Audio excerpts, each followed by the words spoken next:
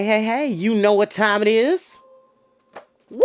Get into it! Get into it! Yes! We're back with Storytime with Chris. Hello. Hi, lovelies. We are back with another edition of Storytime with Chris. Like I say, I don't do these videos for profit. I do it because reading is not just fundamental, it is essential. It helps us elevate our diction and learn about different worlds, broaden our horizons, learn about different cultures, different backgrounds, different archetypes of people. And it helps expand our minds for the future of what the world shall become.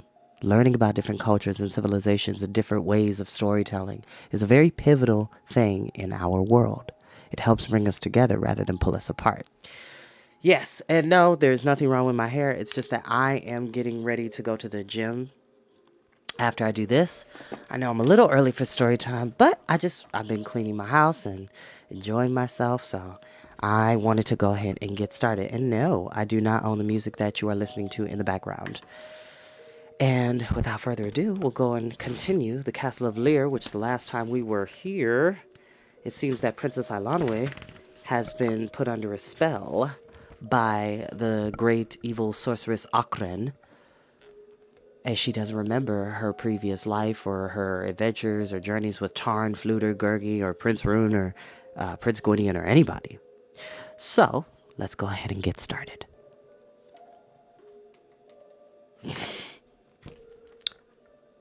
Chapter 17. The Spells of Caer Calor. Tarn's heart froze, and within him echoed the nightmare memory of another day when he had stood in terror before Akren, as if he were still the same frightened lad he had been. He trembled once again at the sight of the black-robed queen. Her hair, unbound, fell in glittering silver tresses to her shoulders. The beauty of her features had not changed, though her face was deathly pale. At Spiral Castle long ago she had been decked in jewels. Now neither rings nor bracelets adorned her slender hands and white arms, but her eyes, hard as jewels themselves, drew Tarn's gaze and held it.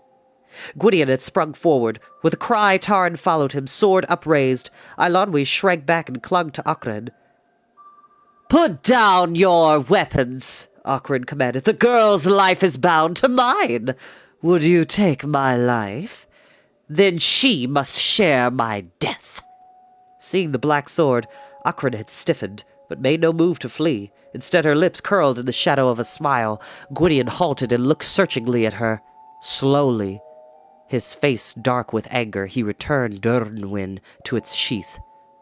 "Obey her," he murmured to Tarn. "I fear Akren speaks the truth. Even in death, she may be deadly."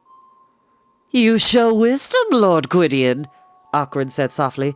"You have not forgotten me, nor have I forgotten you. I see, too, the assistant pigkeeper and the foolish bard, who should have been food for carrion crows long before this. The others, perhaps, know me not as well as you do, but soon they shall." "Unloose the Princess Eilonwy from your spell," said Gwydion. "Return her to us, and you shall depart unhindered." "Lord Gwydion is generous," Akren replied with a mocking smile.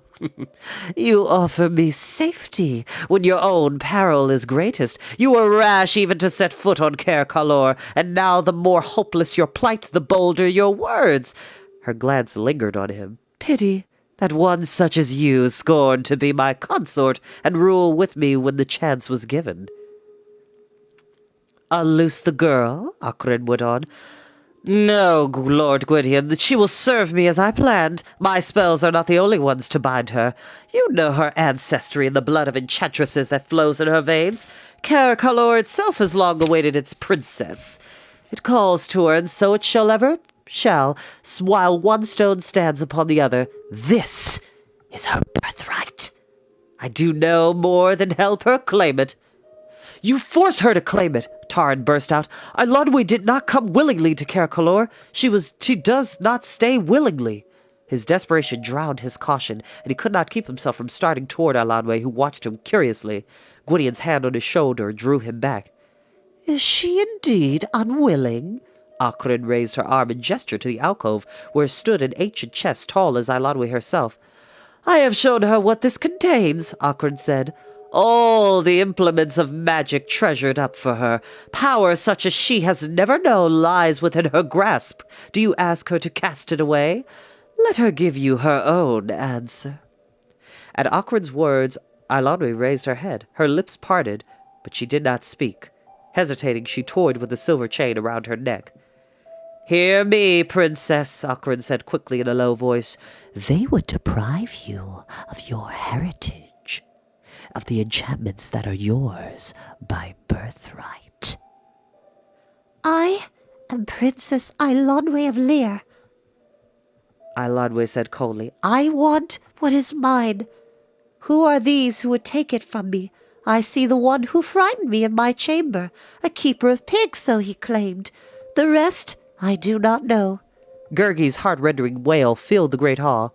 Yes, yes, you know us. Oh, yes, do not speak hurtful words to sad companions.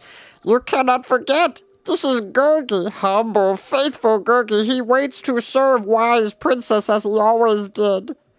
Taran turned his face away. The grief of the wretched creature pained him even more than his own. Ockran, watching Eilonwy carefully, nodded with satisfaction. "And their fate," Ockran said to her, "what shall be the fate of those who seek to despoil the inheritance of a princess?" Eilonwy frowned. Her eyes strayed over the companions. As though perplexed and reluctant, she turned to Ockran. They shall be punished." "She speaks with your voice," Taran shouted in anger. "With your words! In her heart she does not wish us ill." "Think you so?" replied Ockran, taking Eilonwy's arm and pointing to Mag, prostrate on the flagstones and firmly in the grasp of the bard. "Princess, one of your loyal servants is still captive of these intruders. Cause him to be released." Fluter, sitting astride Mag's shoulders, took a tighter grip on the scruff of the chief steward's neck. Mag spat and cursed while the bard shook him furiously. "Your trained spider is my prisoner!" Fluter cried. "He and I have business together, long unsettled. Do you want him back unsquashed? Then let the princess come with us."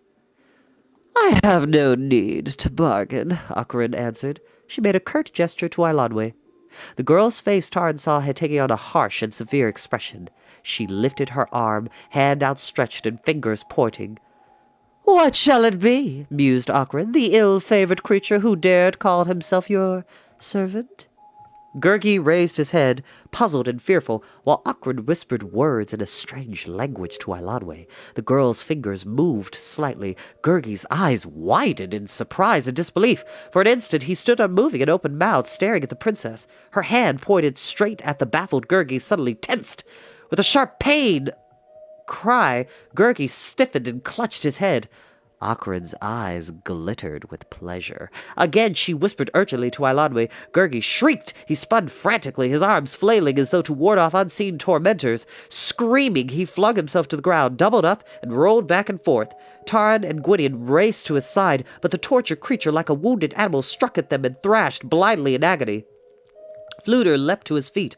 "No more!" he shouted. "Harm Gurgi no more! You shall have Mag! Take him!" At Ockran's command, Eilonwy dropped her hand to her side.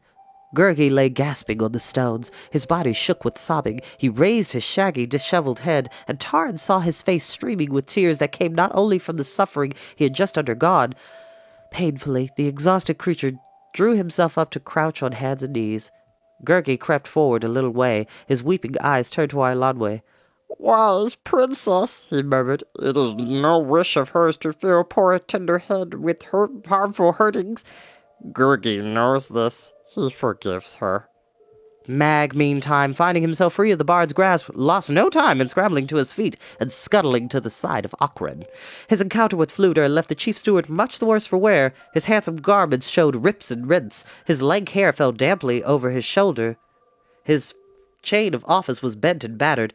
Nevertheless, once near Ockran, Mag folded his arms and haughtily threw back his head. Rage and hatred filled his eyes, and Taran was certain that had Ockran given him the power, Mag's glance alone would have sufficed to send Fluter rolling in torments sharper than Gurgi's. "You shall pay dearly for this, Harper!" Mag spat. "I rejoice that I did not have you thrashed and driven away when first I laid eyes on you, for now it allows me to hang you in your own harp strings from the highest tower of Rutlam's castle, and so shall I do once I am Lord of Dinas Ritnot." "Lord of Dinas Ritnot?" Fluter exclaimed. "A steward's chain is too much honor for you." "Tremble, Harper," sneered Mag. "Dinas Ritnot is mine. It has been promised to me in all the realm. King Mag, Mag the Magnificent." "King Mag the Maggot," the bard flung back at him. "Does Ockran promise you a kingdom? A scullery would be more than you deserve." "Ockran's promises are false," cried Taran. "Learn this to your grief, Mag." The black-robed queen smiled. "Ockran knows how to reward those who serve her as she knows how to punish those who defy her. Mag's kingdom shall stand among the mightiest in the land, and Caer Calor shall rise more glorious than ever. Its great hall shall be the seat of power over all Prydain. The Lord of Anuvin himself shall kneel in homage to me." Ockran's voice fell nearly to a whisper. A cold fire burned over her pale features. Her eyes were no longer on the companions, but far beyond them. "Aron of Anuvin shall cower and beg for mercy, but his throne shall be toppled. It was I, Ockran, who showed him the secret ways to power. He betrayed me, and now he shall suffer my vengeance. It was I who ruled Prydain before him, and none dared question my dominion. Thus shall it be once more. Thus shall it be forevermore."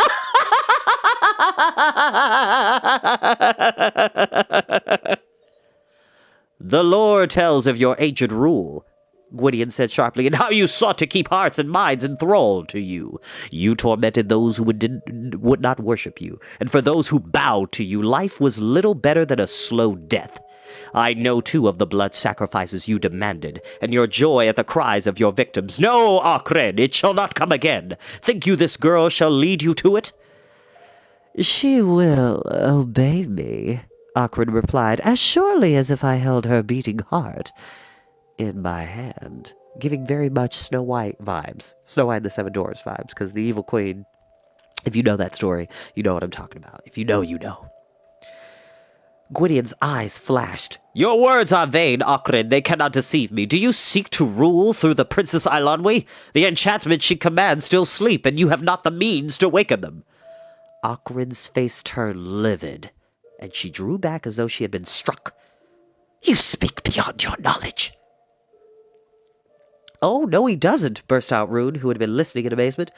The Prince of Mona triumphantly faced Ockran. "The book! The golden light! We've got them, and we shall never give them up."